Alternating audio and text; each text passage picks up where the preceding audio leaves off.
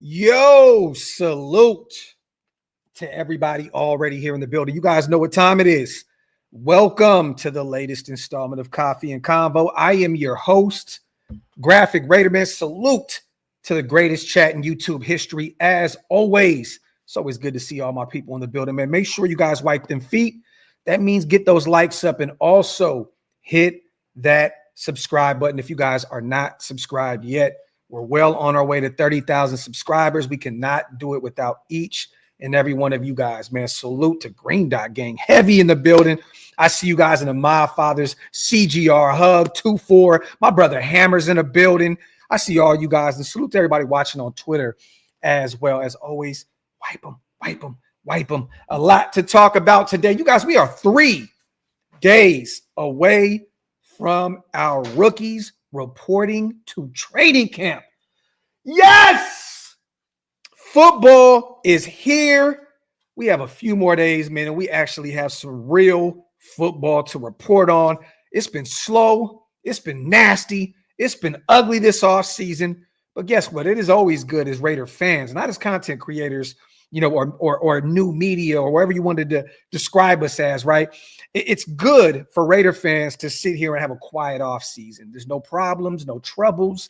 You know, as Raider fans, we're not really used to that.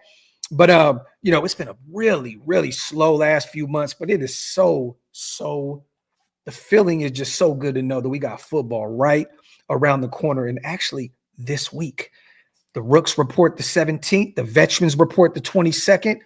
Oh, man. And there's rumors already floating all around the internet about potential trade targets for our Raiders.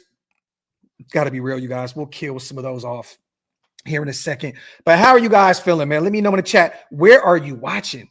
What city? What state? Are you at work? Are you in traffic? Are you at home? Are you at the girlfriend's house? Are you at the side chick's house? Are you at the side chick's house? Where are you watching this Coffee and Convo this morning? Salute to everybody out there on the West Coast. I know it's early. Salute to everybody out there in the East Coast. I know it's early afternoon, man. We're gonna have some fun kicking it and hanging out, man. Let me see. Athletes and assets. Salute to you. We just did a podcast with your recent linebacker signing, Jalen Smith. That's dope, bro. Salute to you. I just hit him up as well. I'm trying to get him on the show here soon. I'm a Notre Dame guy, you know what I mean, and a diehard Raider.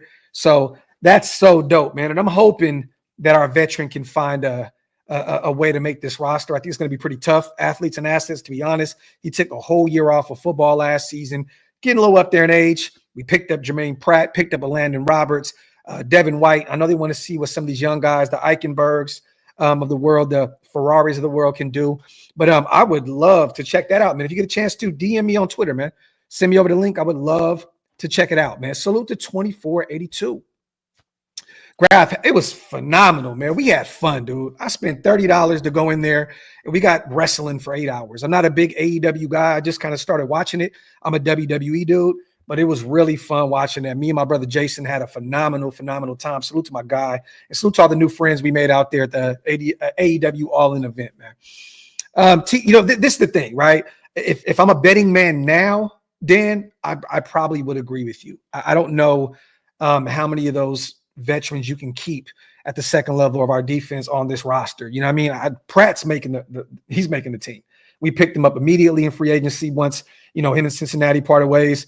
Devin White, former regime, you know, Spy Tech, Brady guy. I think he's going to make this roster. Jalen Smith is probably going to be the odd man out, but we shall see. We shall see. I'm hoping and praying that he can come into training camp and show up and show out and find a way to make this roster, man. That'd be so dope. Let me see. Gio, that's dope, brother. That's dope, man. That's dope. And you know what's funny, man? You said you moved from Austin back to Sac. Stay tuned. That's all I'm gonna say. That's all I'm gonna say. I got a bunch of things moving and shaking right now with the hometown, with the home team of Sacramento. Stay tuned, man. I might be right on your heels. Stay tuned. Let me see. Let's get the chat involved real quick. That's fire. Respect to Notre Dame. Yeah, love my Fighting Irish, man. Definitely. Die hard since Timmy Brown in the 80s, man. And guess what, Paper Chase? We're going to do one today. I already have one already set up in the background. I already have a handful, more than a handful of players that I'm already targeting in next year's draft class. I think it's a deep draft class at multiple positions, and we're definitely going to talk about it for sure. Athletes, and I'll definitely follow you back, brother, for sure. Yeah, man. One Nation, this season can't start quick enough, man, dog. I'm waiting, bro. I ain't waiting, man. But, we got some dope interviews coming up. We got some football out there in Henderson on the way. So stay tuned. And Rich, we are on our way. That is already a foregone conclusion. Tickets to the game is set in stone. Me and Demon King will be going out there to Indy. I think my brother B is going to meet up with us as well. So stay tuned. We're going to have some fun out there in Indianapolis, man. Thanks, fam, and go Raiders. This is facts, man. Salute to my guy, Athletes and Assets. And while I'm at it, you know what, brother? While we're here on the show, I'm going to go ahead and give my guy a follow back and check you out, man. And I definitely need to hit up Jalen and follow up. I DM'd him, but I may have to hit up his management to get him on the show. Let me see. Salute to 2-4, my guy, fire content. As always, and have seen this channel go galactic because of what you do, brother. Much respect and appreciation. All love. Continue this journey, man. I thank you so much, 2-4. Thank you for the kind words, brother. And this year, man, I'm going to be honest with you, 2-4. This year, I'm taking it very personal. This year, I'm taking it personal. You're going to be seeing me kind of step out of my element a little bit, doing some different things on the channel this year. Different sponsors. We're doing a bunch of stuff over here, man, at OLV Raiders Network. Interviews.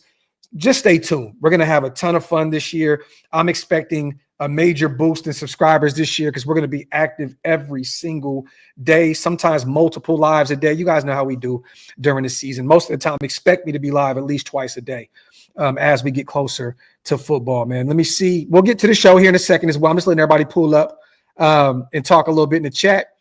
I thought it was the best pay-per-view of the year from any company, AEW, TNA, WWE. I thought Evolution was phenomenal. I thought the ladies showed up and showed out. Thought it was a classic event. Phenomenal cash-in with Naomi. I loved that event yesterday. The women showed up and showed why they need and why they deserve a yearly pay-per-view like Evolution, man. You love to see it. I wish we could have got a surprise or two, maybe a AJ Lee or, a Paige, but it is what it is. Phenomenal graps yesterday by the ladies, man. Salute to Hug. Wipe them feet. Salute to my brother, man, and the mob father himself. Salute to Rose. What's good, nation? What's up with Judkins and Trey Harris?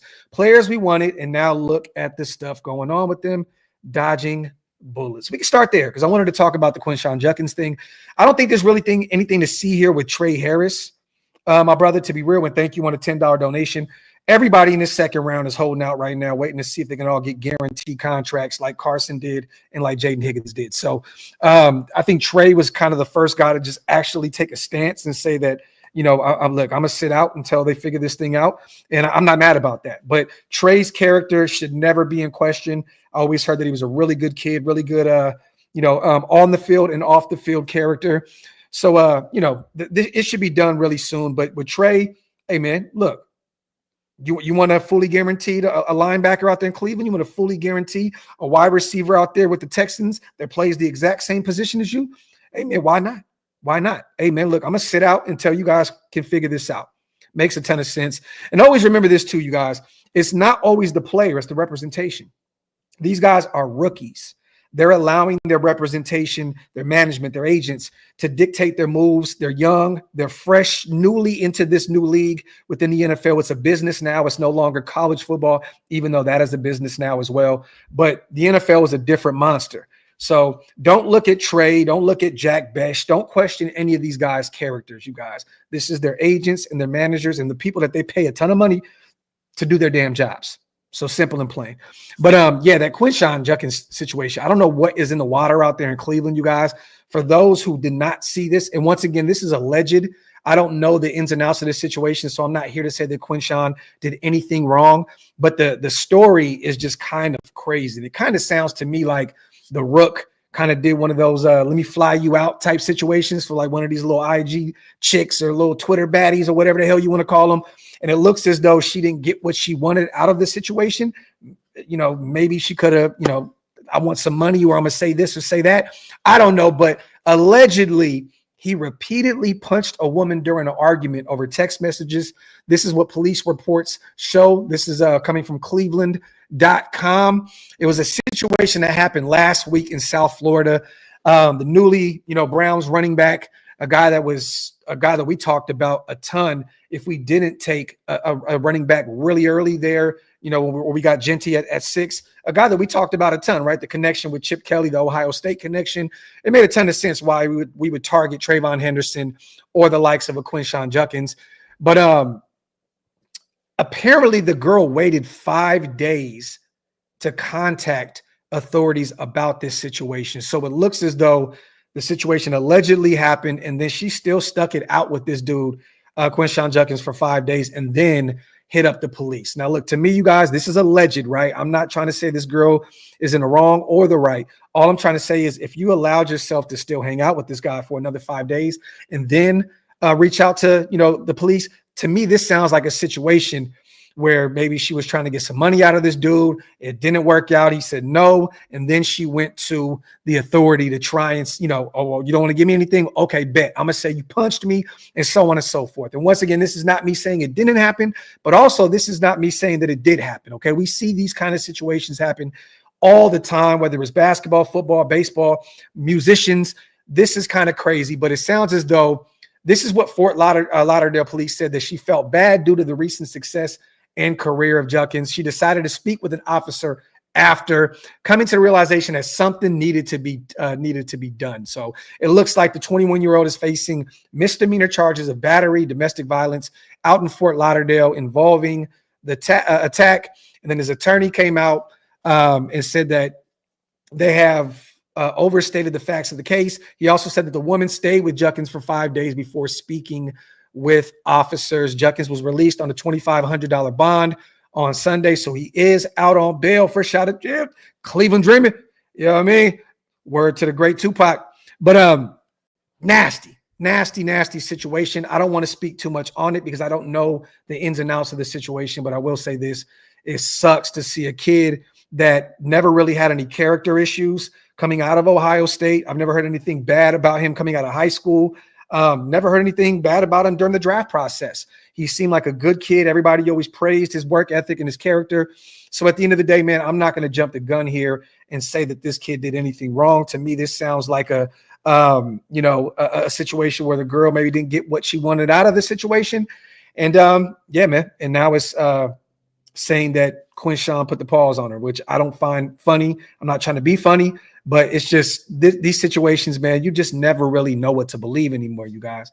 It's just nasty work. It's just nasty work. But once, like Shock Bauer said, right? No real need to speculate here. We don't really have all the facts. This is facts, but I don't find it a coincidence that she stayed with him for 5 days and then reported, to the cops about what allegedly happened. Salute to Rich, my guy. Green Dot, the mighty Raider Nation. Salute to my dog, man. A member for 15 months. Love it, love it, love it. Salute to LV Maximus, my brother in the building as well. Josh, the Browns are definitely cursed, man. Definitely cursed. Man, these scandalous ass paper chasers. Wow. Salute to my guy Hug out there, probably in the gym, getting that,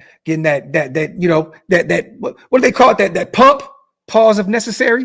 Salute to my guy Hug Dizzle on the $2 donation. S. Judkins, Sampson, and Sanders were on my draft board.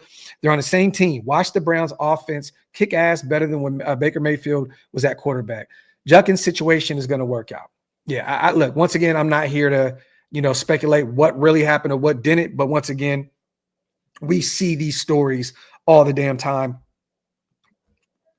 People trying to get money out of people and all kind of shit. Allow the legalities to unfold. Maybe I said that wrong. Maybe I butchered that, right? But let the legalities play out before we jump the gun here and beat up on Quinnshon Judkins, man. You know what I mean? Salute. And I think we all did. I think we all talked about Quinnshon Judkins. Love Dylan Sampson, the kid out of Tennessee. You guys know how much I would have loved to have Shador be a Raider. And we'll talk about that at a later time because it looks as though he's 4th on the depth chart right now, which is kind of interesting. I mean, he's a 5th round pick, but essentially he was supposed to be a top 5 pick. So we'll talk about that a little bit more down the line when training camp gets to rolling. Ashton 316, thank you for continuing to put out new content during the slow period of the offseason. Keeps me entertained while at work. Go Raiders. Is that Huda with a Raiders hat on, Ashton? Is that Huda? You know, my wife put me up on this Love Island shit, and I hate the show, but I watch it with her daily. We just watched the finale yesterday. Is that Huda with a Raiders hat? That shit is comedy. Salute to my people for the kind words. 890, gifting 5 OLV Raiders Network membership. Salute to all the new members in the building because of my boy 890. If you guys missed out on those 5, and you also missed out on these 10 that Hug put into the universe, salute to you guys, 15 new members. If you missed out on those 15, hit the link. It's pinned up top. It definitely, once again, helps us keep the lights on over here, especially in the downtime during the off season. Salute to you, Hug, and both you guys for gifting those memberships. It means a lot to me, my brothers. Salute to you guys. Pastor Raider, it's almost time for Raider football. Man, I'm hyped, bro. I'm hyped. It is indeed Huda. There you go.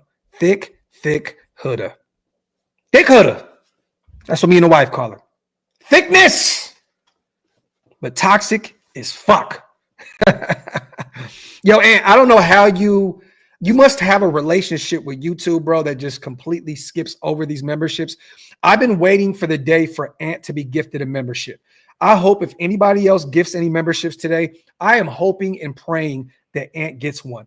Like this whole gray dot experience shit that he's trying to push, this whole agenda, we need to nip that shit in the bud. I don't know what the hell is going on.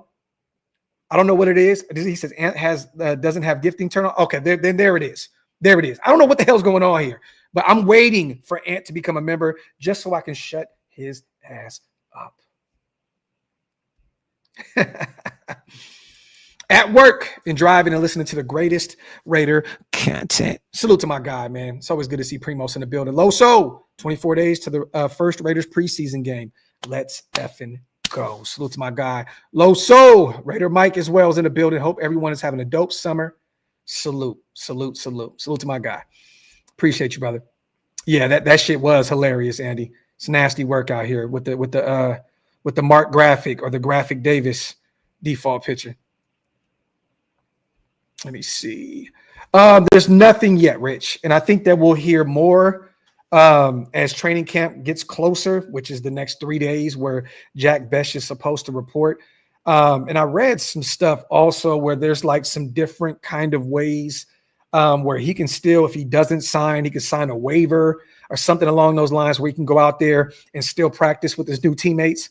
So it's going to be interesting to see how this thing unfolds. But I personally, and I could be wrong here, I think a deal will be done soon. But once again, you guys remember, every team not named the Cleveland Browns and Houston Texans are dealing with this situation. Okay, so, but once again, Jack Bech has been out there. I don't know if you guys seen that he was at the charity softball game the other day, the Knights, Golden Knights and Raiders. So he has been a part of every offseason thing that you know that the Raiders have had up to this point. I'm not expecting anything to change when training camp comes around. I'm expecting, if a deal's not done, him potentially signing a waiver, getting out there and getting acclimated to this offense with Chip Kelly and, you know, getting used to his new teammates out there. With the pads coming on, man, as a rookie, you do not want to miss, the beginning of training camp. That is a major, major piece for rookies as they enter the NFL. So, you know, that second round there, man, the Texans and Browns kind of really, really screwed everybody in that second round with those guaranteed contracts, man. Mondizzy, my guy, man, appreciate you, brother. He says, did the BBL? Yes, the BBL stinks. Yes. I've had one in my life. It didn't, though. It didn't. But I've worked the clubs in Atlanta. I can tell you firsthand, the BBL stink. From a distance, too. From a distance. It's nasty work. you can smell it from across the room. It's nasty out here in these streets. Salute to Savage, my guy, gifting 5 OLV Raiders Network memberships.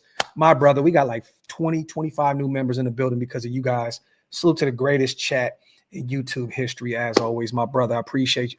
Appreciate you so much, Savage, my dog. Basically, it's guaranteed money, right, for these second-round picks. That's what they're looking for right now, Andy, because of Carson Schweichinger and Jaden Higgins getting their fully guaranteed deals in the second round. That's what all the other players are looking for. That's what the holdup is in the second round. So, you know, once again, Cleveland and Houston just kind of, I've been saying it over and over, threw a monkey wrench to the game in that second round. So it's bad, man. Let me see. I want you guys' take on this also, man. So the Niners are doing Niner things with their wide receivers. It's funny that it just seems year in and year out. If it's not Debo, it's one of these guys, right? It's Ayuk, Brandon Ayuk. You know what he has dealt with the Niners. Well, now it looks like Jauan Jennings is another guy that may be really pissed off about his contract situation right here. I'm going to share this. Once again, man, salute to the chat. Let me bring this up. Boom, boom. Share screen. Jauan Jennings, trade rumors, Raiders, Steelers among logical landing spots for 49ers disgruntled receiver. Salute to Cody Benjamin once again over at CBS Sports for tackling the Raiders all off season. Man, he's put out some great content over there at CBSSports.com. Months after dealing Debo Samuel to the Commanders, the Niners are faced with another wide receiver dilemma unless he can secure a new contract from the team ahead of training camp. Veteran pass catcher Jauan Jennings intends to formally request a trade from the 49ers, as ESPN reported Monday. Jennings, 28, logged a career-high 77 catches for $975 and 6 touchdowns in 2024, in part while replacing an injured Samuel. And then, Ayuk was out for a long time as well. He's due $7.5 million in 2025 on the final year of his current deal per over the cap. And while he isn't expected to hold out of camp, absent a new deal, he plans to seek a trade to a team willing to trade him if he and the San Francisco 49ers can't find common ground. So once again, Cody Benjamin goes on to talk about a few teams out here in the mix. Hold on real quick, you guys. Trying to get this out of here. Salute. Boom. All right, got it. The Las Vegas Raiders addressed basically every offensive skill spot with a splashy upgrade this offseason. Geno Smith at quarterback, Ashton Jeanty at running back, except receiver, which I disagree with. Jack Bech should have an instantly sizable role opposite of Jacoby Myers and tight end Brock Bowers in the pass catching department. God, he didn't mention Trey Tucker, didn't mention Dante Thornton Jr. But if Pete Carroll is serious about contending in 2025, well, they can use another set of sure hands. It's not hard to envision offensive coordinator Chip Kelly finding different ways to deploy Jennings, who could give Smith another proven safety valve through the air. So once again, salute to Cody Benjamin, referencing our Raiders in regards to potentially making a move for Jennings. I agree with you, Andy. He is very reliable. I would not make a move for him. I don't think that this really makes a ton of sense at all, you guys. We have our own 28-year-old wide receiver, Jacoby Myers. He is also on an expiring contract. He's also had a ton of more production at the NFL level than Jauan Jennings. So I don't think that makes any sense at all to bring this guy in. Last year, he kind of, showed, what he can bring to the NFL. He spent his whole career with the Niners, came into the league in 2021. But honestly, you guys, last year, 975. He's never had 1,000-year receiving yard season. The year prior, 265 yards in 13 games. The year prior, 416 yards in 16 games.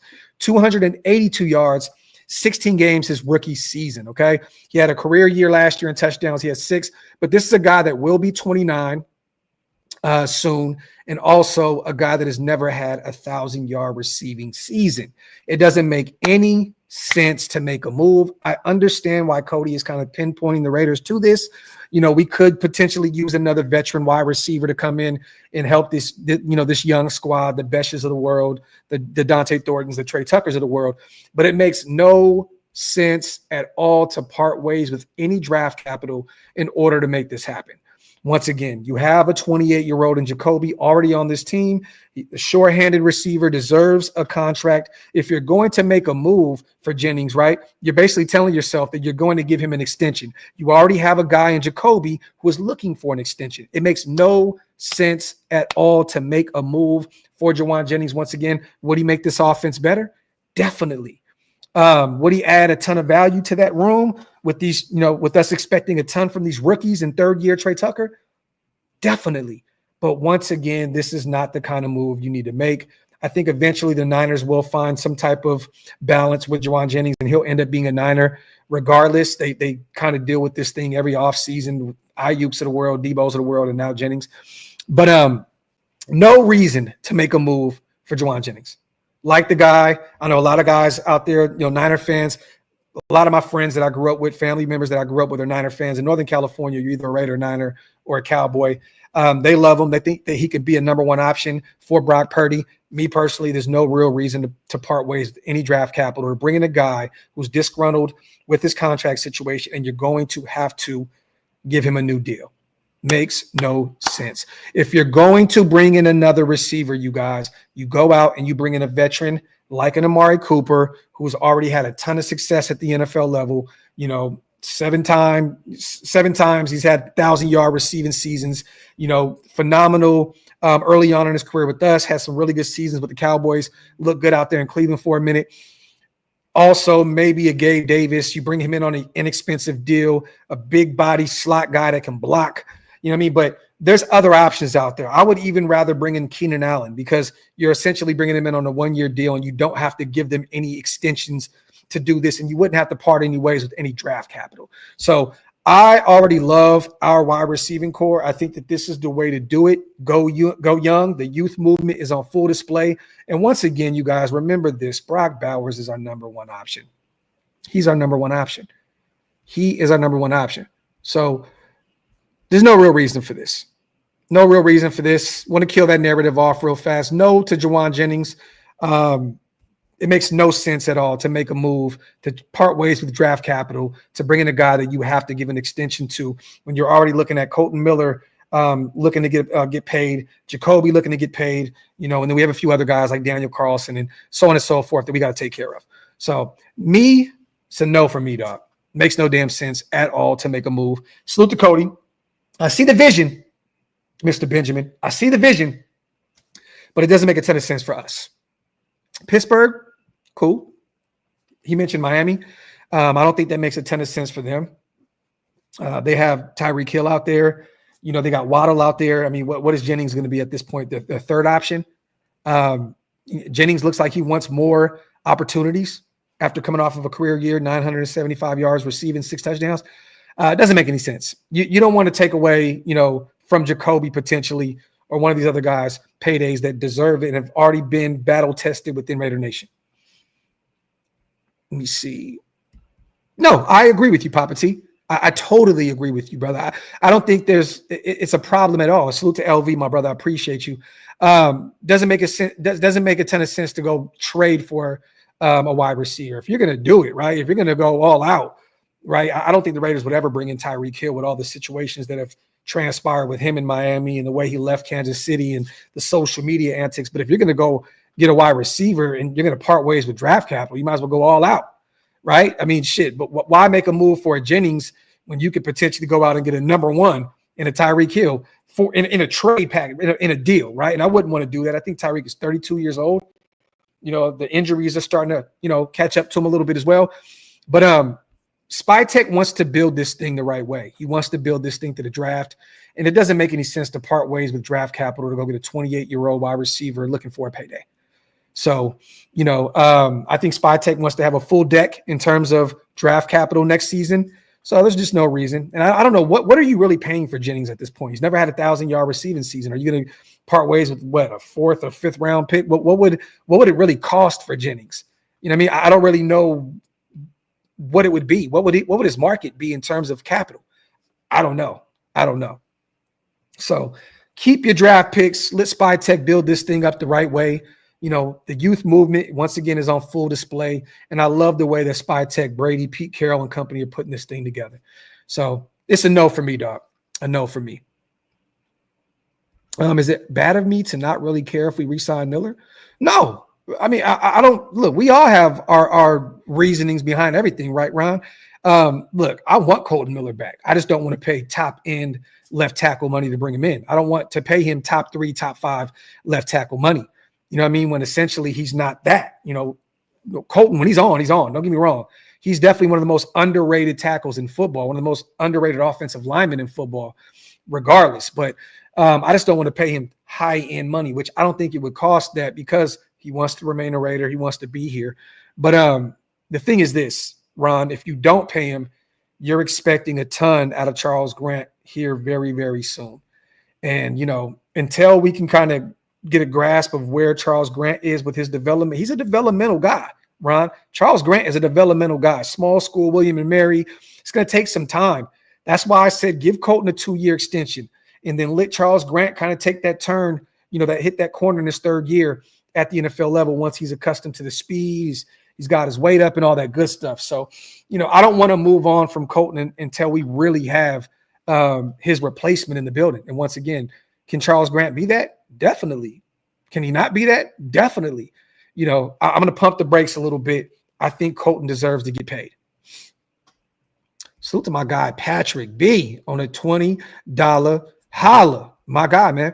Pete Carroll was known for taking guys at wide receiver or in the secondary that a lot of teams passed up on and making them all pro level talent. We finally have good coaches throughout the building. This is facts, my brother. Salute to Patrick B. And I thank you for bringing up the secondary as well, because I want to talk about another player that I've been talking about all off season. And I think some of you guys are going to get exhausted hearing about it. But there is a player out there, Patrick, man, salute to you on a $20 holla. And because Rich brought it up as well, why don't we address, if we don't address cornerback this year, look, I want to talk about another guy, in Tariq Woolen. He's on the last year of his deal in Seattle. They already have a fairly deep secondary out there in Seattle, and it looks like they're kind of going through a minor retooling or a minor rebuild out there. They just paid their quarterback, right? They brought in a aging Cooper Kupp. I don't know maybe they're just trying to stay competitive, remain competitive. They're in a tough division with the Niners and the Rams and the Cards. If I am Pete Carroll, I am calling Seattle right now, and I'm calling them right now for Tariq Woolen, a guy that in his rookie season that Pete Carroll drafted in the 5th round years ago, had an all-pro year, led the league in interceptions with 6. I think he was tied with somebody else. I'm making a call to the Seattle Seahawks. Pete Carroll was very close with the general manager, with the owner, with that whole establishment out there in Seattle. I am making a call. Once again, you guys, this dude is on the last year of his deal. He's only 26 years old, I believe. Tariq Woolen kind of had an up and down, relationship with Seattle in recent memory, outside of that rookie year where he played out of his mind under Pete Carroll. I've heard trade rumblings and rumors amongst Seattle fans and beat writers out there about maybe they would potentially move on from him. That is a guy that I'm taking a look at right now. If I am the Raiders and I'm questioning Eric Stokes, I'm questioning, Jacorian Bennett, I'm questioning DCAM. Can these guys get it done this year? Can Stokes finally live up to that 1st round potential? Can Jacorian get over that shoulder injury and become what we thought he can be coming out of Maryland? Can DCAM? There's a lot of question marks. And Tariq Woolen is essentially Darian Porter. This is the Pete Carroll pick. If I am the Raiders, I am making a call to Seattle now, because once again, that secondary is so unproven. And Pete Carroll was the guy to unlock Tariq Woolen's full potential in year 1 out there in Seattle. So if I'm the Raiders, I'm making a call to Seattle, and I'm blowing their phone up constantly, because are they going to pay him? He's on the last year. He's on an expiring contract, you guys. Will Seattle pay them with all of the talent that they already have in that room? They're going to have to pay Kobe Bryant. He's on the last year of his deal. They also have some other guys that they invested heavy early draft capital to bring in. If I am Pete Carroll, I am trying to finesse the hell out of Seattle right now for Tariq Woolen. Love the Axel's in the building. Hawks fan, Reek is really good at the quiet, important cornerback stuff. Insiders are saying the Hawks don't want to pay him. And this is what I've been hearing, Axel. I think it would be a mistake. Really good player should trade for him if possible. Salute to my guy, Axel, man. It's always good to see other teams, fan bases in our conversations. Salute to my guy, Axel, and thank you for the kind words. But this is facts. If you can make a move for him, make a move for him. I don't know what it is, Axel, but it just seems as though he's kind of fell out of favor with some of the fan base out there, with some of the people, the higher ups with Seattle. I don't know what's going on. Is it an effort thing, Axel? I've never really heard too much bad talk about Tariq Woolen. But man, I am making a call immediately to Seattle if I'm questioning. If I'm Pete Carroll and I think that Stokes can't stay healthy or he can't live up to the hype, bring in your guy. Could you imagine a 1-2 punch of Tariq Woolen and Darian Porter, two fast ball hawks with the size? I mean, come on, man. Good luck, Patrick Mahomes. Good luck, Bo Nix. Good luck, Justin Herbert, throwing the football on those two guys. I would love it. Salute to Axel, man. Salute to Indiana, my God, gifting 5 more OLV Raiders Network membership. Salute to my brother. Appreciate you as always. Salute to all the new members in the building because of my guy, Indiana Raider. If you missed out on those, hit the link. It's pinned up top. Once again, if you want to become Green Dot Gang. He says salute to Andy. Only wide receiver I'm trading for is Scary Terry. And even then, Andy, right, you're going to have to pay him top level wide receiver money. He's probably looking at over $30 million per. He's 30 years old. He deserves the money, right? I know he's upset with his situation with the Commanders right now, but I think they find a way. There's no way in hell you can go to the NFC Championship game with the rookie quarterback and Jaden Daniels and then move his number one option is Scary Terry. With Debo out there now, it'll take a little bit of the attention off of Scary Terry. I think they're going to find a way to keep him out there.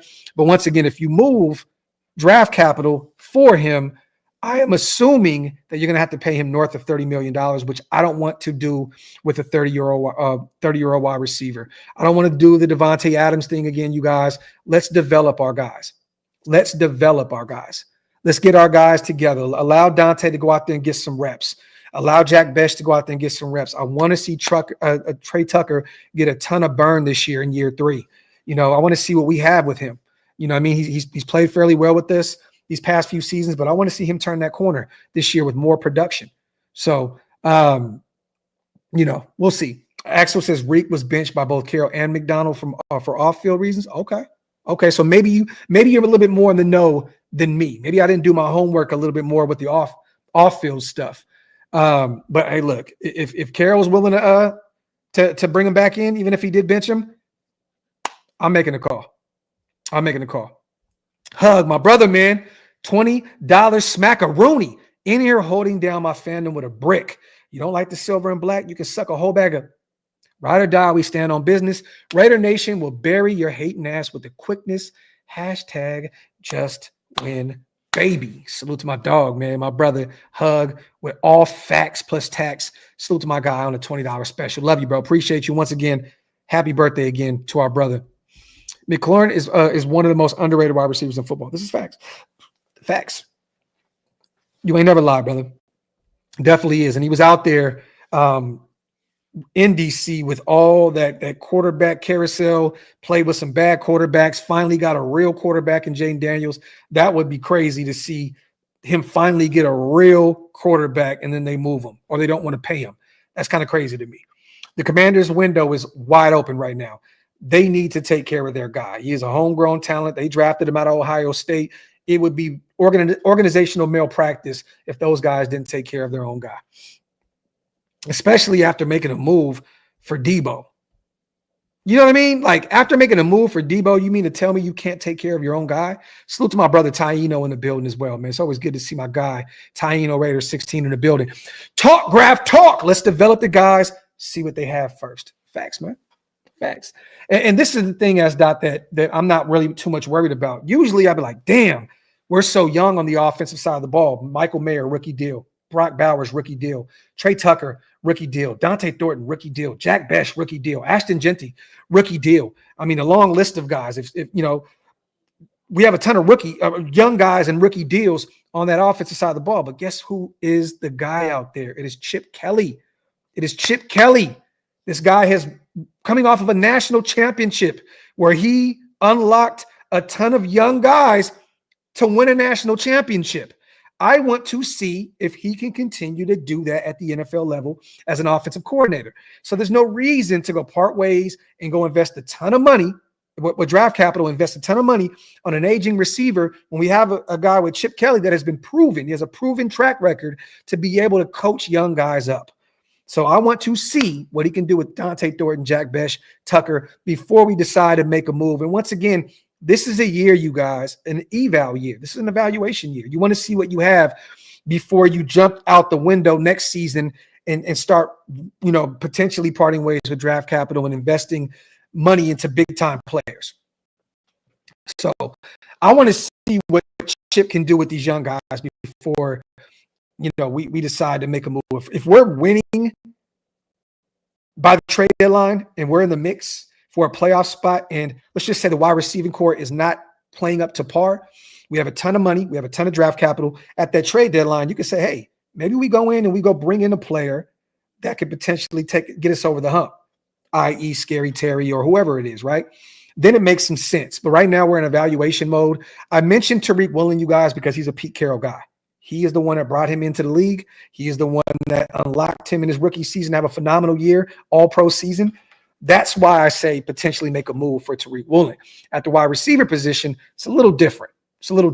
There's no real connections here with Scary Terry. Yeah, the Ohio State, but those were years ago when he was out there. Chip Kelly was nowhere to be found in Ohio State when Scary Terry was out there. Let me see. Ryan, I don't have anything against bringing in Stephon Gilmore potentially on a one-year deal. I don't. I think that these young guys would learn a lot from him. That may be the more safer bet, Ryan, is to bring in a guy like a Stephon Gilmore, a proven guy, former defensive player of the year, former champion with the Patriots. He would be a guy that Darian Porter, Jacorian Bennett, DCAM, Mello Dotson, and all these guys can learn from. Right? If you don't make a move where you're trying to trade for a starter like a Tariq Woolen or potentially reach out to another organization to see if they're kind of dangling any starting caliber corners out there, Stephon Gilmore makes a ton of sense. It does, because once again, Stephon Gilmore is a guy at his age now where these guys probably grew up watching him and idolizing him. There's nothing better than learning from a guy that you grew up wanting to play the position because of him. I mean, some of these guys probably became corners because of Stephon Gilmore. Who's to say, right? So I have no issue. He's not the same player he once was at all, and he'll even tell you that. And if he was, he wouldn't be a free agent right now. He wouldn't be leaving Dallas without a deal, or he wouldn't be a free agent right now. Minnesota would have brought him back. You know what I mean? So that, I think, is the kind of move that you probably make. And Ryan, I think that you may be onto something, because once again, who did we bring in for a meeting? Shaq Griffin. Another guy that played under Pete Carroll, a veteran, right? A veteran guy. It's a little up there, long in the tooth, got a little age on him, right? I think that maybe you may be onto something. Bring in a veteran guy that can help develop some of these guys and keep it moving.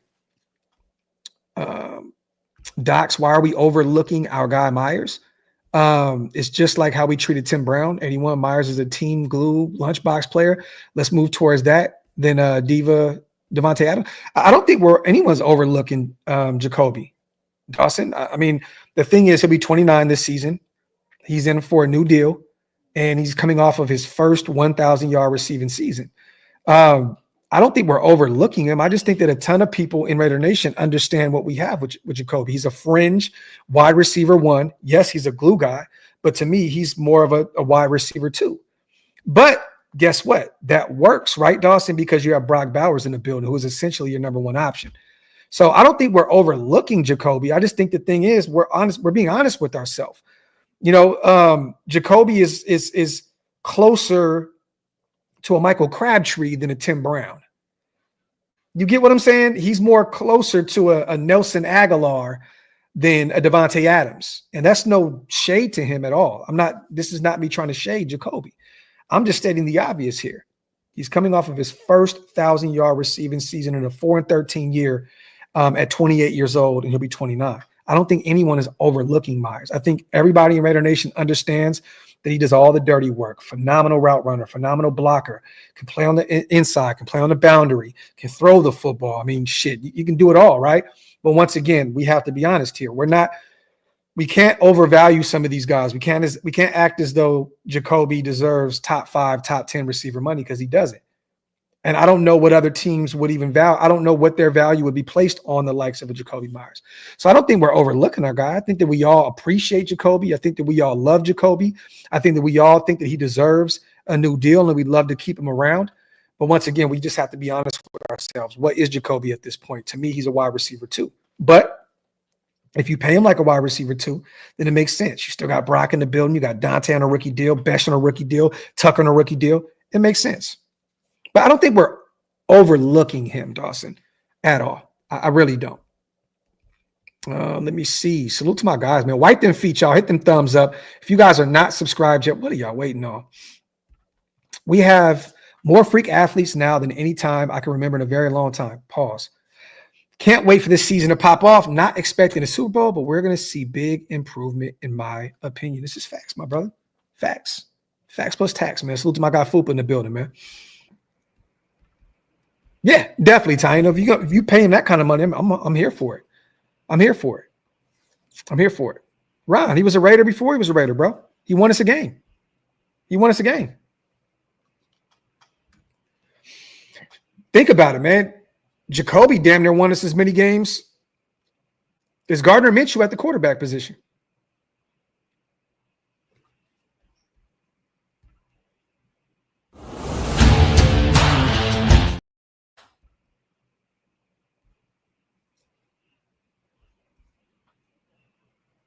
These are facts.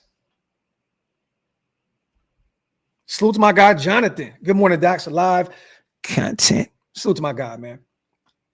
Salute to my brother Thor in the building as well. Always good to see my big bro in the building. Salute to you out there in Vegas. I know you out there going crazy with it. But yeah, man, no on Jennings, you guys. Salute to CBS Sports for putting out that article. Talked about potentially making a call for Tariq Woolen. I think this late in the game, it's probably too late for that. You know, I think he will be a Seattle Seahawk. He will be on that roster. He'll probably be a starter for him going into the season. But as this season progresses, you guys, if they cannot get a deal done out there with Tariq, I would expect the Raiders, you know, injuries do happen. They do occur. Last year, you know, Jacorian went down. You know, Stokes has had injuries frequently with Green Bay, right? We may have to potentially at some point down the line reach out to Seattle and see if they would part ways with Tariq Woolen. Let me see. The 17th, the Rooks. The Veterans, the 22nd. Because, Shady, we have our number one receiver solidified, and that's Brock Bowers. And I know what you're going to say. I know your argument. He's not a tight end. I mean, he's a tight end. He's not a receiver. I would beg to differ. I think he's more along the lines of a receiver than a tight end. You know, he plays all over the place. So, you know, you still want that traditional tight end in Michael Mayer, a guy that, you know, can get it done in the blocking game, but also add some value in the passing game. I've never been a fan of moving on from Michael Mayer. You know, look, for him to find out, you know, look, he's back now. You know, I don't know what the situation was, the personal reason why he missed football. And if that happens again, then you definitely need to entertain moving on from him, because at this point, if he's not going to be on the football field, then you got to make, you know, you have to have an extra strategy with him. But it looks as though he's happy to be back. Looks as though he's mentally prepared for this upcoming season. And it sounds like Chip Kelly and these guys have major plans and a big role for Mayer as a tight end. So I just don't want to see us part ways with him to go get potentially get a wide receiver one when we already have one in Brock Bowers. Salute to my brother, man. Salute to my guy, dependent fan. It's my guy, bro. Salute to my brother. Let me see. Yeah, Joseph. And we're going to see a ton of 12 this year, ton of 12 personnel, see them both on the football field. I mean, even Chip kind of hinted at having 3 tight ends out there, you know, together. Even a little Ian Thomas, Michael Mayer, Brock Bowers special. He said, last I checked, you can have 2 tight ends on the football field. Last I checked, you can have 3 on the football field together. So, you know, let me see. But where's that value? Shady, let me ask you, where's the value? Where's the value? He hasn't put a ton of tape out there. He missed a ton of football last season for personal reasons. You know, the quarterback situation definitely didn't help Michael Mayer, but where's his value? Why do you think that he has enough value to potentially bring you in a wide receiver one? I don't see that. Mayer needs to go out there and put some film out there. He needs to go out there and show his worth, build some value, build some equity. At this point, why would you say Michael Mayer has any kind of value for a true wide receiver one?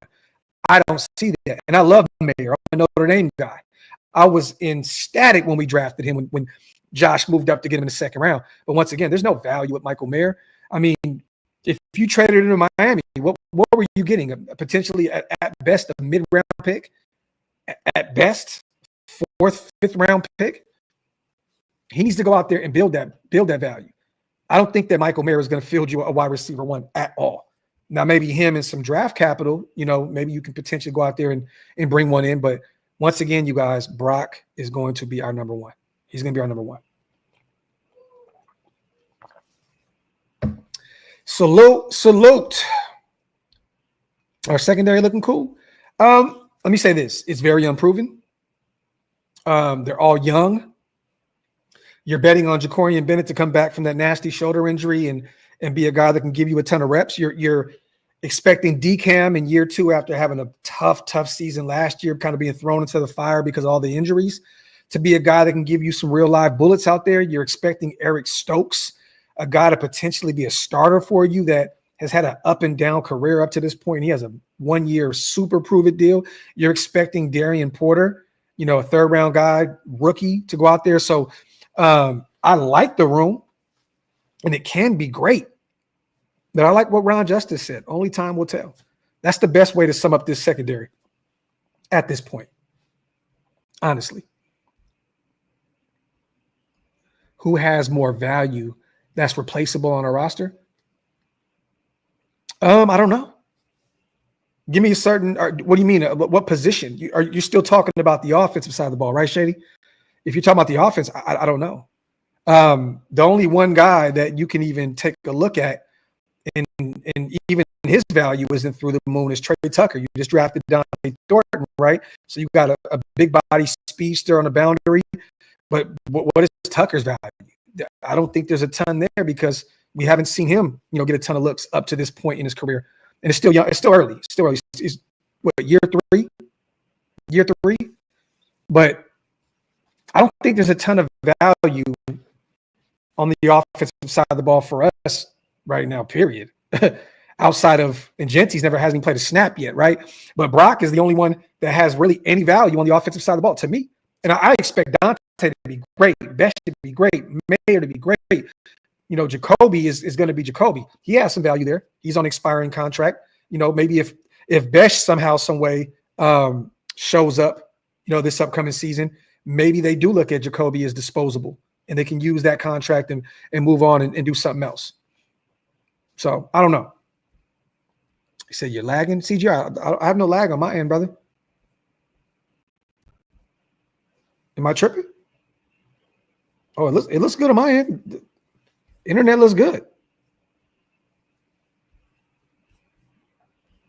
Looks good to me. We good?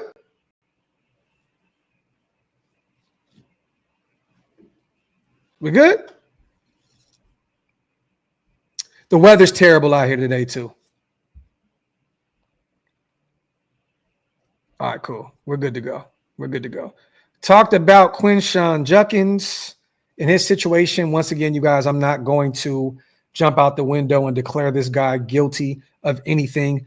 I'm going to sit back and allow the law to play out and see what this situation ends up being. So once again, anybody that's going out there and trying to fry this young kid for something that there is no proof of up to this point, we got to kind of pump the brakes a little bit. You know what I mean? So talked about that. I see a lot of people say, we dodged a bullet. We don't know that. I mean, we don't know that yet. Quinnshon Judkins could be proven innocent and go out there and lead the league in rushing this season. Got to kind of pump the brakes a little bit here. You know what I mean? Got to kind of pump the brakes a little bit here. He said, you froze up like a stripper. Talked about potentially making a call to Seattle for Tariq Woolen. We can definitely use another corner here. If we want to keep the youth movement going, Tariq Woolen makes a ton of sense.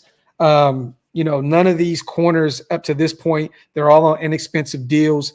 Stokes is on a 1-year prove-it deal. DCAM rookie deal. Jacorian rookie deal. Darian Porter a rookie deal. If Mello Dotson makes this roster, UDFA rookie deal, right? So there's not a ton of money allocated to that corner group. So it would make some sense that if you wanted to make a move for Tariq Woolen and give him an extension, he's on an expiring deal, would make a ton of sense. Let me see. Also, man, I see that PFF put something out there, you guys, on our young running back Ashton Jeanty. I think they had him. One second, y'all. I think they had him 13th on their list for the running back position on PFF. Once again, he hasn't had one snap, hasn't played a down yet, but they had him at 13 on the PFF list. I think this is kind of nasty. Did you guys see the list that Maurice Jones-Drew had the other day? They put it out there. Like, I think what was Ashton Jeanty, like 19th or some shit on his list of running backs this upcoming season? He had a Marion Hampton over Ashton Jeanty as well. And this is a former Raider, Northern California guy. Thought it was kind of disgusting, but hey, is what it is. People have different takes, with certain talents. But I mean, I want to see how this thing plays out. But Maurice Jones-Drew had him ranked damn near at 20. Was he 17th, 18th on that list? It's kind of nasty. It's a former Raider, man. What are we doing here, Maurice Jones-Drew? What are we doing here, brother? 17th. Nasty. But PFF, has Jeanty ranked 13th. And this is what this is what they had to say. Only 4 running backs in the PFF era have earned elite PFF rushing grades as rookies: Adrian Peterson, Alfred Morris, Devon Achane, and Bucky Irving. Jeanty could very well be the 5th and the 3rd in a row, following Achane and following Bucky Irving last season. In 2024, he set PFF college records with 96.6 PFF rushing grade, 1,970 yards after contact, and 157 missed tackles forced. So I'm just, this is kind of weird to me that you can say that. Nose ring, y'all. No booger. Nose ring, no booger. Kind of nasty. Kind of nasty that they have him ranked 13th after seeing, once again, the likes of Bucky Irving and Achane doing the things that they have done in their rookie seasons. So what do you guys think about that? Maurice Jones-Drew has Jeanty ranked as the 17th running back. PFF has him at, 12, 13? Kind of nasty. Kind of nasty. Kind of nasty. Salute to my guy, CGR, my brother, renewing his membership. My dog, if you guys want to become a member like my brother CGR, make sure to hit the link. It's pinned up top. It definitely, once again, helps us keep the lights on over here, man. Ant says definitely a booger. No nose ring. Ant, we do not acknowledge Gray Dot Gang. I can't even see you in the chat anymore. You are no longer going to be acknowledged, kind sir. What's up, Graphk? When you host by yourself, shows your expertise. Man, thank you, Tyree. That means a lot. It means a lot. And, moving forward, I'm going to do a lot more coffee and convos, you guys. We'll always do our Shillmore shows and have our guests and stuff like that. But I'm definitely looking forward to doing a lot more coffee and convo shows. So stay tuned. I appreciate you, brother. Let me see. Yeah, I don't know, Hug. I don't know. Let me see. He said Teddy Bridgewater is a felon. I seen that report, man. And to be honest, Bangs, I'm gonna pump the brakes on that a little bit. Once again, innocent until proven guilty. I gotta see how that thing plays out, man. Salute to Teddy Bridgewater. Taino definitely bringing Stu back. Come on, man. We gotta do the Graphk and Stu shows for sure. Let me see. Quandre Diggs is still available, isn't he, Layer? Is he available right now? Is Quandre Diggs a free agent? Or is he under contract with somebody? Currently with Seattle Seahawks. Is he still with him? Oh, he's not a free agent. He signed a 1-year contract with the Titans. No, I don't know. I think he is a free agent. Yes, he's a free agent. I'd be interested. And what is he, 32, 33, 32 years old? That'd be interesting. 3-time Pro Bowler. Interesting. me see. He says, Docs, do you think you'll get a chance to get Max Crosby on your show sometime? I actually spoke with him about it.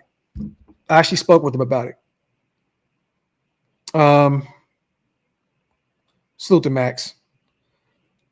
I said, bro, I got to get you on the show for a quick 20 or 30. I said, I had everybody else but my guy on. Let me know, man. We definitely got to link up. He said, appreciate you, my G, and let's try to make something happen for sure. So I know he's getting ready for football, so I'm not going to harass Max right now, but I'll definitely try and get our leader on the show sometime soon. Definitely. Alzado, I think if they wanted to bring him in, they would have brought him in already, personally. And I've said this since day one. I think that they kind of have a plan there in the nickel, whether it's Darnay, Harper, or a mix of those safeties getting some different looks in those nickel packages. But I just think if they wanted Mike Hilton, I just swear, I feel like they would have went out and got him earlier. You know what I mean? So is he still an option? Yeah. What is he, 31 years old? He's probably the best slot guy available in free agency right now. Wouldn't be upset about that. But I just think that if they wanted him, they would have already brought him in. So, but I don't think that Hilton's going to be available for too much longer. Injuries occur at training camp, and he'll get a job here soon. But who's to say? I would have no issue bringing in Mike Hilton, a veteran. From what I've seen and what I've heard, he was a good teammate out there in Cincinnati, and so I wouldn't have an issue with that. I know Jermaine Pratt would probably be happy to bring in his former teammate.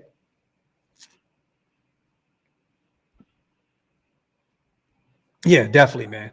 Once again, though, it's he got a lot going on. He has a lot going on. It's not easy to get Max to carve out some time to pull up, but we'll definitely be as consistent as possible when it comes to Max, and hopefully at some point down the line we can get him on. Max, if you're watching this, the people want it. Get on Twitter and tag them. We need a Graphk Raider and Max Crosby show. Get on Twitter, get on Instagram, and tag them and let them know. Put a little pressure on our guy. Salute to Max, man. Salute to my guy. Let me see. Definitely. I mean, if Max has anything to do with it, I think Von Miller would have been a Raider a while ago. The thing is, what does he have left in the tank at this point? How much would he see the football field? I think he'd be just a rotational edge rusher at this point, and that's honestly what we need right now, Raiders guy. That's honestly what we need right now, just a rotational guy. With Kuntz, the injury, with Max, the injury, we got Snowden, with Tyree, hoping that he can turn that corner in year 3. I just kind of question the depth there a little bit. Would love to see Von Miller out there on some clear passing downs. I would love it. I would love to see that. So, I mean, I have no problem with that. It'd be inexpensive. It wouldn't cost you a ton of money at this point. Yeah, CGR, third down specialist. Clear passing downs, get after the quarterback. And imagine him coming off the edge with Max on the other. Like that's just going to unlock that fire in Von Miller because he has a sparring partner in Max. They're close friends, and Max just sets the tone on the defensive line regardless. So it'd be fun to watch that. Salute to my brother Hug. Once again, here's a debate question. Pete was the first coach to really lean in on the color rush unis in Seattle. Does he also bring that juice to the Raiders, or does the uni stay as it always has and go? It stays as it always been. One thing about the Raiders, man, we do not. The one thing we'll always have over everybody is the greatest emblem in sports, the greatest color schemes in sports, and the greatest jerseys ever. So don't play with what works. This is we look. We have the greatest jerseys in the world. Stick to the black home, the white roads. I don't need to see anything else. I understand some people, just the blacked out joints, cool. I like the color rush joints that we have once a year here and there. I have a few of them in the closet, but don't mess with greatness. Don't mess with greatness. I don't want to see any change with our jerseys. I just don't. I don't. Let me see. Kuntz is going to be a force this year, looking good in Vegas. Yeah, definitely. I've heard good things, actually great things about Malcolm Kuntz early on out of Vegas from some of the people that I stay in constant communication with. Definitely hear great things about Malcolm Kuntz. And for what I have been told also, he is locked in. He is excited because once again, he's not only playing to shut a ton of people up because he's coming off that injury, but he has a ton to prove because of that, but he's also playing for another contract. And he's also playing to show the Raiders, he had other deals out there on the table. He stayed home on a 1-year inexpensive deal. He could have took a longer deal elsewhere. I think that he wants to prove a lot of naysayers this year wrong, and I'm excited to see what he would look like.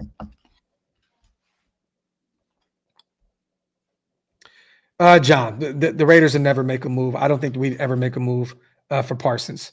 They're close to. I know. I seen them at Max's camp out here. We got a chance to kick it with both of them out here at Max's camp in Dallas. But I don't think Parsons. He's going to cost an arm and a leg.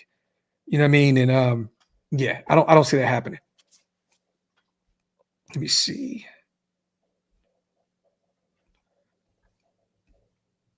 He wants to eliminate.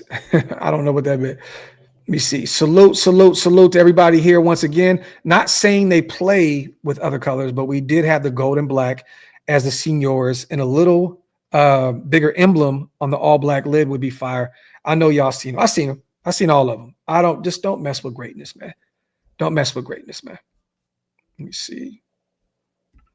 ESPN got the Raiders 9-8 sweeping the Chiefs. Where'd you see that at? Raiders got. I need to check that out. ESPN also had the Raiders graded in the offseason a B. This is coming from ESPN's Seth Walder. He went through and graded every team's offseason. He thought the Raiders earned a B. This is what he had to say about the Raiders. Thank you for mentioning ESPN. It's an all-new Raiders team. Pete Carroll was in with offensive coordinator Chip Kelly and general manager John Spytek in tow, Walter Rowe and Smith, for whom the Raiders made a shocking trade for in early March as the new quarterback. Carroll and Smith are both in the latter stages of their careers, but the Raiders believe the duo can right the ship. They each ought to be an upgrade. It's in that vein that I think the Smith trade was worthwhile.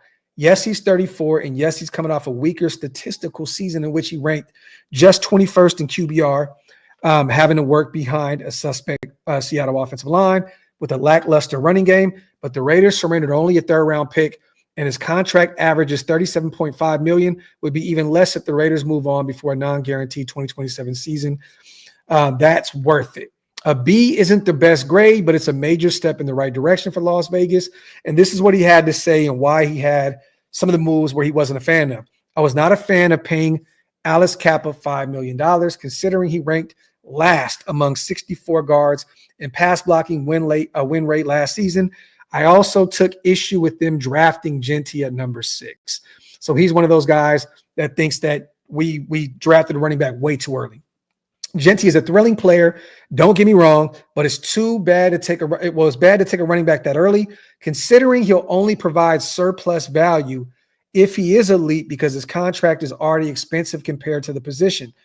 The opportunity cost of taking a player at a premium position is much harder to find an elite tackle, wide receiver, or edge rusher in free agency. It's just so high.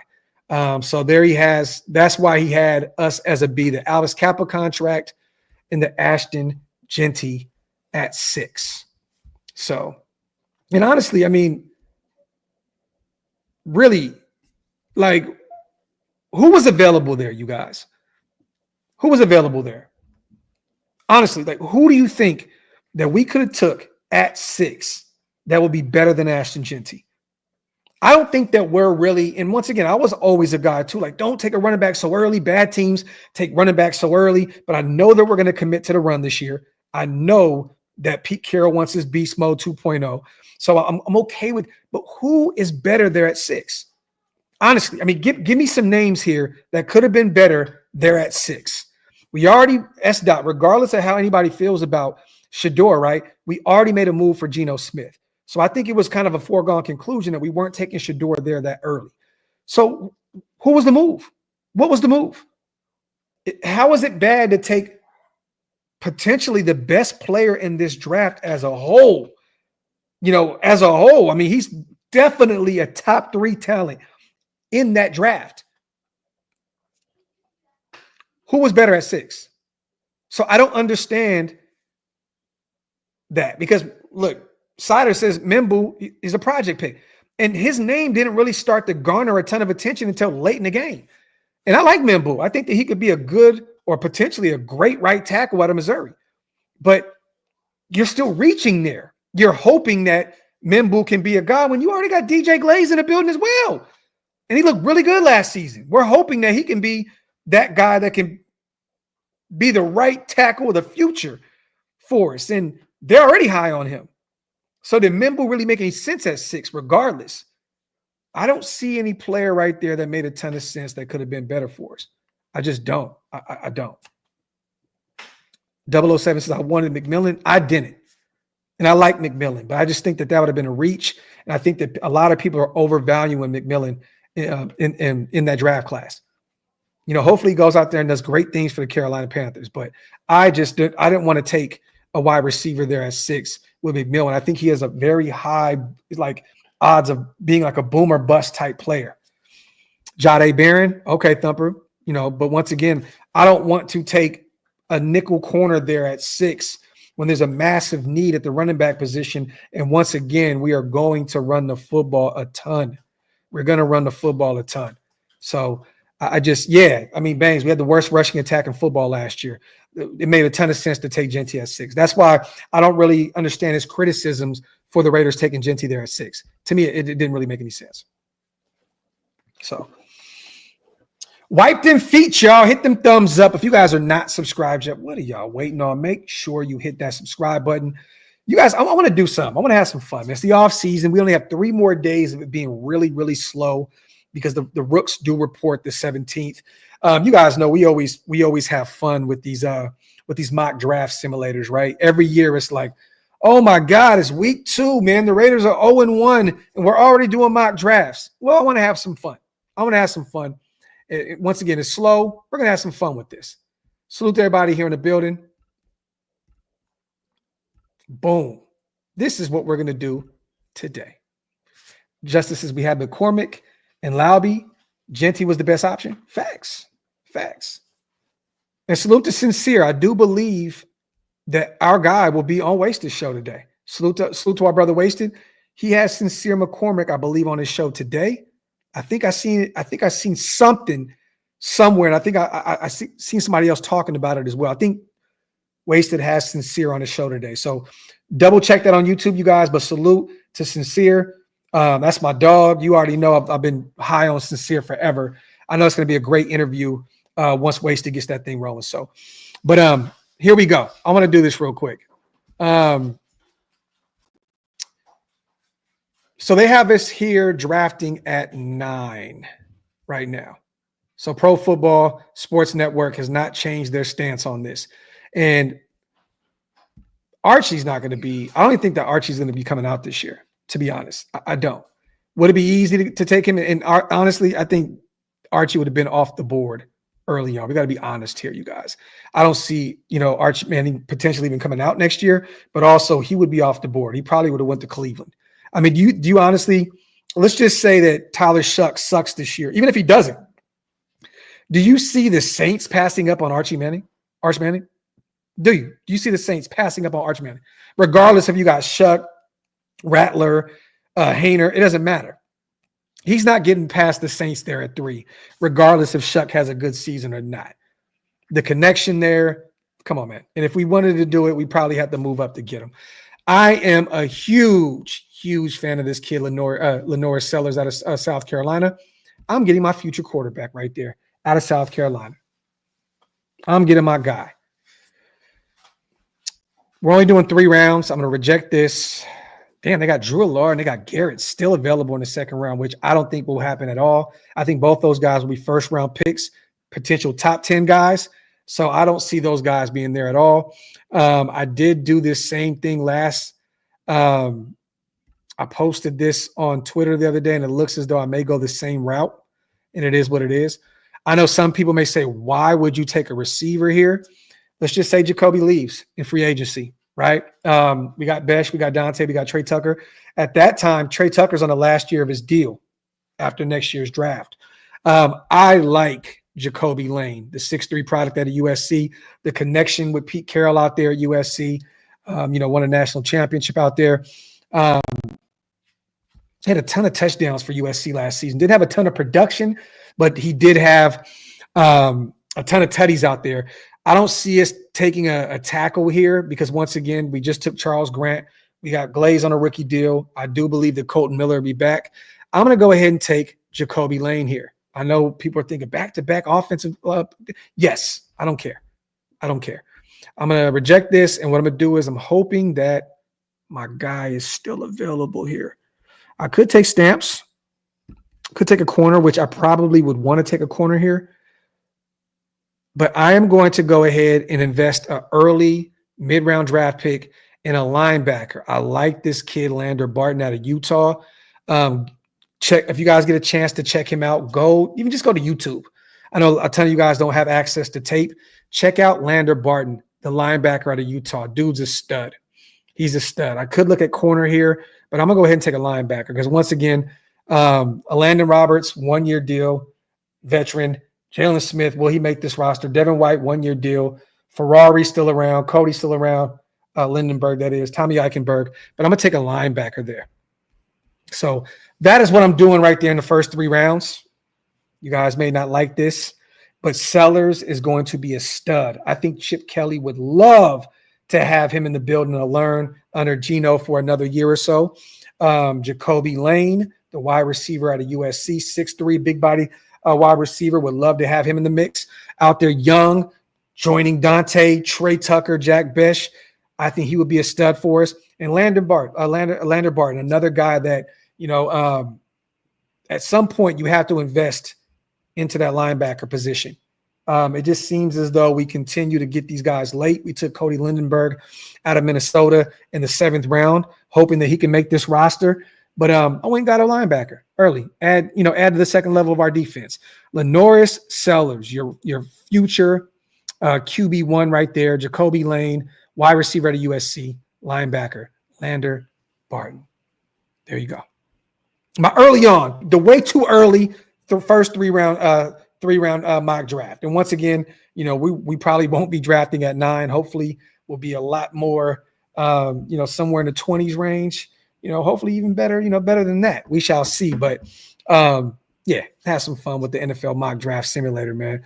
Anthony, man, get him out of here. You guys get him out of here, man. Get him out of here, man.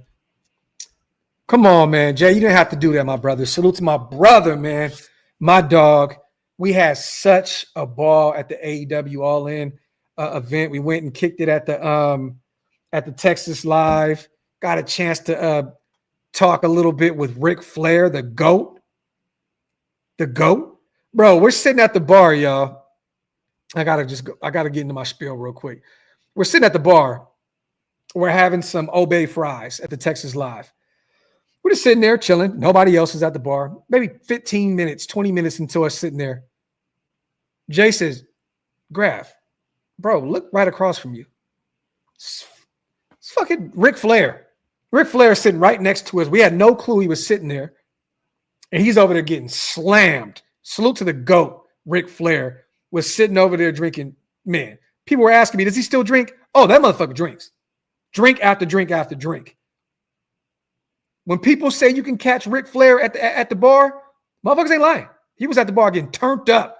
I went up to him. I said, man, it's good to see you healthy, brother. He said, yeah, man, I think I got 10 more years left, right? And we were playing. I said, maybe 10 more matches? He said, oh, no, brother. I may have 10 more years of life. I was like, okay, Rick. Okay. So salute to the GOAT, limousine riding. Ric Flair, man. It was dope to meet him in person. 10 more years of life for Ric Flair, man. Hoping that it works. My brother, man. Just want to say thanks for the weekend. I don't go out much, mostly I keep to myself. You are always my dude, Graphk. You, my brother. All respect in the world to you. OLV for life. Raider Nation for life. Demi King, brother. You didn't have to do that, Jay. Man, salute to you, bro. So now that you shot that 50 piece, the next cigars and drinks are on me, my brother. Next time we go out, definitely on me. Me and my boy were out there splitting everything. I get the tickets, you get the drinks, you get the food. We had a ball out there, man. Salute to my brother, man. Styling and profiling.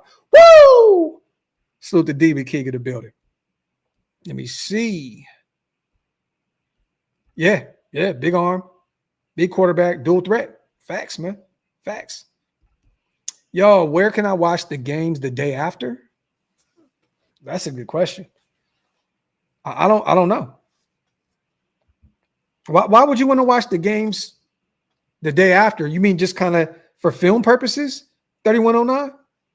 I think this is Sensei right here too. All the names got destroyed on YouTube. I think this is my boy Sensei. But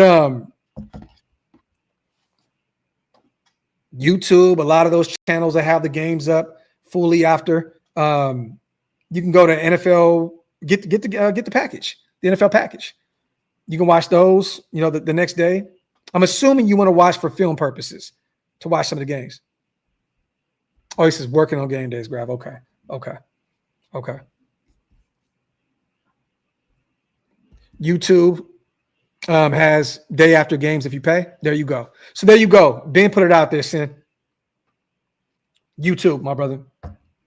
I know my account is about to go through next month because I pay for the NFL package. So salute, man, to all my people here in the building. Appreciate you guys as always. Coming up on an hour and a half. We will have a bunch of more shows on the way, you guys. Stay tuned. And maybe I got to reach out to Sanjit. We may even have a show today. So stay tuned for that. And if it's not today, we'll probably work on getting it rolling this week. We have the AFC West show back tomorrow, you guys. So stay tuned for that. Salute to Ben. He just put a dope interview up with Marvin Mims. If you guys get a chance to, fuck the Broncos, but salute to Ben. It was a great interview. So the AFC West show, me and Sanjit will be live. And then also, once again, I will be putting together the Mo show potentially sometime next week. So stay tuned for that. Let me see. Graphk, your surprise player to come out balling. I have a few of them, but, and maybe this is kind of just a layup, but Darian Porter.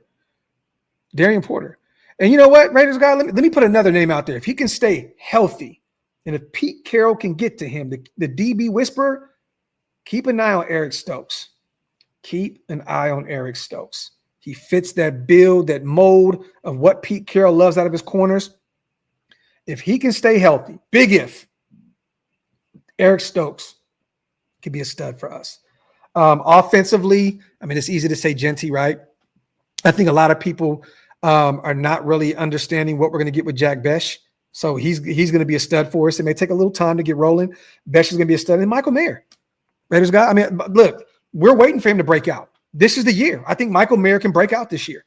Once again, Brock commanding so much attention, all that speed on the boundary with Tucker and Dante Thornton. I expect Michael Mayer to get a lot more looks this year, regardless if Brock is on the football field or not, in which he will be. So I'm expecting Mayer to get some more looks. I think Darian Porter is going to be a stud and potentially Stokes if he can stay healthy. Thumper World, man, my guy, man. It's good to see you, brother, becoming a member. Salute to you. Welcome to Green Dot Gang, my brother. If you guys want to become Green Dot Gang like my guy Thumper World, hit the link. It's pinned up top, man. Hug says my name is to watch is Amari Gaynor. Watch that man turn into Bobby Wagner. I would love to see that, bro. Would love it because it's just been too long, man, since we've had a standout linebacker. That's why in that mock draft, I took one in the third round because I'm just like so over not having the guy that really truly sets the tone at the second level of our defense. And I love Robert Spillane, you guys. That's no knock to Spill, but I want a sideline to sideline guy that can add some value in coverage, play the run at a high clip, get after the quarterback. I just want an great, well-rounded linebacker at some point. And if Amari Gaynor can become that this year, I would be up. I would just love it. I would love it. That's a great name to keep an eye on, Hug, for sure. X says, think we take a running back in the first 4 rounds in 2026? No. I don't think there's really necessarily a need for that. You got Genty, who will be your guy, and they're looking at him as a 3-down back. You know what I'm saying? So a guy that's going to give you some reps in the passing game as well. there's no need to go get a running back that early. I don't see it. If Sincere plays great this year, they'll bring him back. If Dylan Lowry makes this roster and shows his worth, they can bring him back. He's on a rookie deal, inexpensive six rounder out of New Hampshire, right? And then maybe they play the same game that they did this offseason, which is if Raheem Mostert doesn't work out, they let him move on, and they bring in another veteran. But I don't see us using 1 to 4 those draft. You got to start building up that defense. I think next year is going to be the year where we really start getting more detail with that defensive side of the football, honestly. So if you're going to take a back, take one in the later rounds. I can see a 6th, 7th round guy. You can always find some value there in the later rounds. And you can bring them in and have them fight for a spot. But next offseason, I want to build up the defensive side of the ball. Get a linebacker early. Get a corner very early. Like I don't care if it's the first round or if you wait till the second. Get a corner early, a linebacker. Hopefully Trey Taylor, my guy, can get a ton of reps this year. I know they have high hopes for Palamau. Jeremy Chin is on, a 2-year deal? So I don't know if he's going to be the guy of the future. I hope he is, and I hope he sticks around. But maybe you get a safety early as well. But build the defense up. And what if Kuntz doesn't work out? God forbid. I think he's going to ball this year. My brother Murph had a bold take on Twitter. He said that Malcolm Kuntz will lead this team in sacks this year, which would be great. But if he doesn't pan out, you're probably going to have to get another edge rusher early, especially if Tyree doesn't turn that corner in year 3. So build the defense up. There's no updates on Christian Wilkins at this point. None.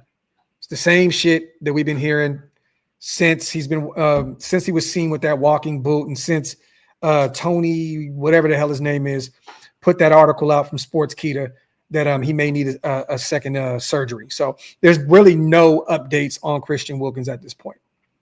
So, and I don't think we're going to get one anytime soon. Well, let me say this.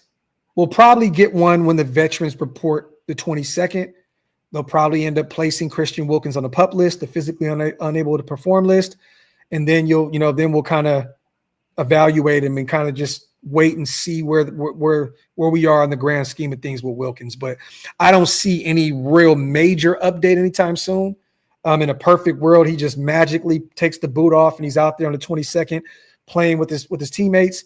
But in a more realistic, logical world, he's probably going to be placed on the PUP list, and they'll be patient with him. So that's all I have with Wilkins. I haven't heard anything, and I'm not going to act like I heard anything. I'm not going to put anything into the universe that may not be true. So the waiting game with him. Let me see. Would love that, USC. Would love it. Draft a late linebacker or corner late in the first round. Would love it. Would absolutely love it. Salute, man, everybody here in the building once again. You guys, we will be live again tomorrow. And if I can line everything up with Sanjit, we may be live again later today. So stay tuned for that. But we will be live all week long covering the rookies reporting to camp. We will be live once again with the AFC West family. And then me and Sanjit will putting that show together this week. Today, you guys, I don't want to throw it into the universe because I don't know if it's set up yet. But I do believe that Wasted has Sincere on the show. Okay, he hasn't put it on YouTube yet, so I don't know. But stay tuned for that. Maybe, just maybe, that will go off today. So other than that, man, love you guys. Appreciate you guys so much. We are back. Football is back. Football is back this week, you guys. Football is back this week. Training camp is here, and we're going to be ripping and running, baby. Love y'all. See y'all soon. We out. One.